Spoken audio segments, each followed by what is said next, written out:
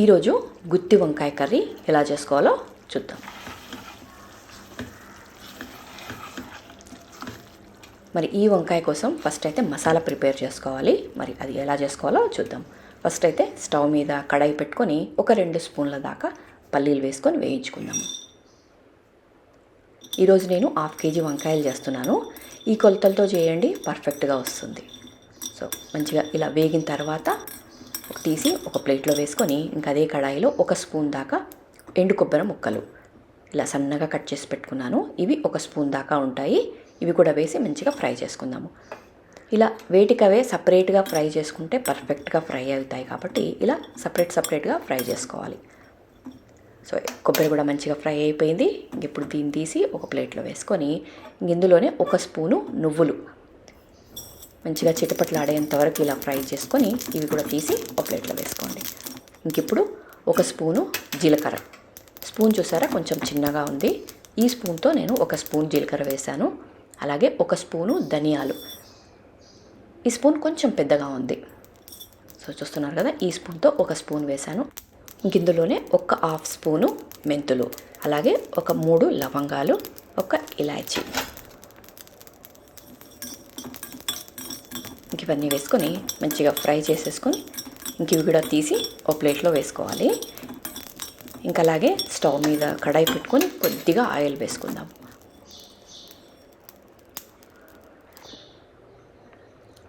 Oil మంచిగా వేడైన తర్వాత ఒక 2 మీడియం సైజు ఆనియన్స్ని ఇలా సన్నగా కట్ చేసుకున్నాను. సో చూస్తున్నారు కదా, ఇలా సన్నగా కట్ చేసుకుంటే మనకి తొందరగా ఫ్రై అవుతాయి కాబట్టి వీలైనంత వరకు సన్నగా కట్ చేసుకోండి. ఇవి మంచిగా ఎర్రగా ఫ్రై అవ్వాలి. సో చూస్తున్నారు కదా, ఇట్లా ఎర్రగా ఫ్రై అయితే మన కర్రీ టేస్ట్ అనేది చాలా బాగా వస్తుంది. ఇలా ఫ్రై అయినాక స్టవ్ బంద్ చేసి మనం ఈ ఆనియన్స్ అన్నిటిని తీసి ఒక ప్లేట్లో వేసుకుందాము. ఇవన్నీ చల్లారిన తర్వాత మనం గ్రైండ్ చేసుకోవాలి. సో చూసారు కదా, అన్నీ చల్లారిపోయాయి. ఇప్పుడు ఒక గ్రైండర్ జార్ తీసుకొని ఫస్ట్ మనం ఫ్రై చేసుకున్నాం కదా అన్ని పల్లీలు, నువ్వులు, కొబ్బరి, గరం మసాలా అంటే ధనియాలు, జీలకర్ర అవన్నీ జార్లో వేసుకొని ఇందులో మనం ఫ్రై చేసుకున్న ఆనియన్స్ని మొత్తం వేయకండి, కొన్ని అలా మిగిలించండి. సో చూసారు కదా, ఇలా కొన్ని నేను తీసి పెట్టాను. ఇప్పుడు ఇందులో మీకు కొద్దిగా పసుపు, అలాగే మీ స్పైసీకి తగినంత ఉప్పు, కారం వేసుకోండి. ఇక్కడ నేను 1 స్పూను కారము, 1/2 స్పూన్ దాకా ఉప్పు వేశాను. అలాగే 4 మనకి చింతపండు రెబ్బలు, 4 అంటే వేయండి. ఎక్కువ వేస్తే మనకి పులుపు ఎక్కువ టేస్ట్ బాగుండదు కాబట్టి ఇలా కడిగి వేసేసుకోండి. ఇప్పుడు కొద్దిగా నీళ్ళు వేసి ఇలా మంచిగా పేస్ట్ లాగా చేసుకోండి. నాకు ఉప్పు కొంచెం తక్కువ అనిపించింది కాబట్టి ఇంకొద్దిగా ఉప్పు వేశాను. అలాగే కొద్దిగా బెల్లం ముక్క, ఈ బెల్లం వేస్తే మనకి తీపి రాదండి. ఏంటంటే మనకి ఆ మసాలాలన్నీ బ్యాలెన్స్ చేస్తుంది కాబట్టి కొద్దిగా బెల్లం ముక్క వేసి మళ్ళీ మంచిగా మెత్తగా గ్రైండ్ చేసి పెట్టేసుకుందాము. ఇప్పుడు చూసారు కదా, ఇక్కడ నేను వంకాయల్ని ఇలా కట్ చేసుకున్నాను. ఇప్పుడు ఇందులో స్టఫ్ చేసుకుందాం. మనం చేసుకున్న మసాలా ఉంది కదా, ఇప్పుడు దీన్ని స్టఫ్ చేసేసుకొని అన్నీ మనం వంకాయలన్నిటిని స్టఫ్ చేసుకొని రెడీ పెట్టుకుందాము. ఇలా స్టఫింగ్ చేసేసుకొని పక్కన పెట్టుకొని మళ్ళీ అదే కడాయిలో ఇంకొద్దిగా ఆయిల్ వేస్తున్నాను. ఈ వంకాయకి కొంచెం ఆయిల్ ఎక్కువగా ఉంటే బాగుంటుంది. అలాగే ఇందులో ఒక టమాటా కొంచెం పెద్దగా ఉంది, అందుకని నేను ఇలా 4గా కట్ చేసుకున్నాను. ఒకవేళ మీ దగ్గర చిన్నగా ఉంటే ఒక 2 టమాటాలు తీసుకోండి. ఈ టమాటాలని జస్ట్ 1 నిమిషం పాటు ఫ్రై చేసుకొని అలాగే ఇందులో 1 పచ్చిమిర్చి కూడా వేసుకున్నాను.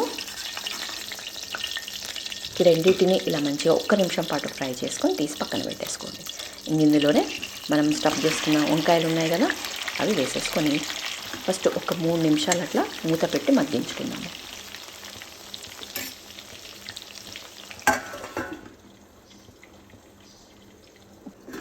సో ఇట్లా ఒక 3 నిమిషాలు ఉడికిన తర్వాత కొద్దిగా ఉడికిపోయినాయి మన వంకాయలు. ఇప్పుడు మనకు మిగిలిన పేస్ట్ ఉంది కదా, ఇంకా పేస్ట్ అలాగే కొద్దిగా నీళ్ళు వేసి మనము మంచిగా కంప్లీట్గా వంకాయ ఉడికేంత వరకు మూత పెట్టి ఉడికించుకుందాము.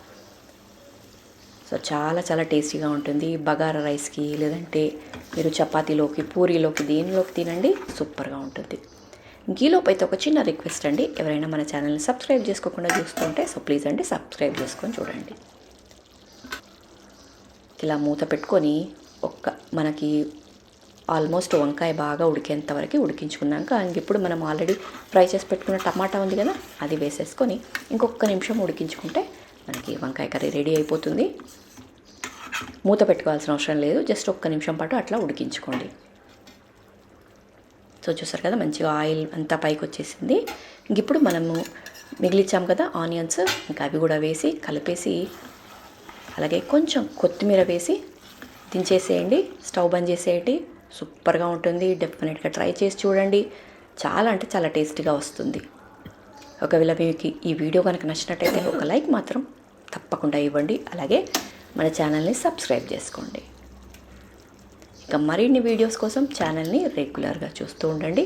ఇలాంటి మంచి మంచి రెసిపీస్ నేను రెగ్యులర్గా పోస్ట్ చేస్తూ ఉంటాను.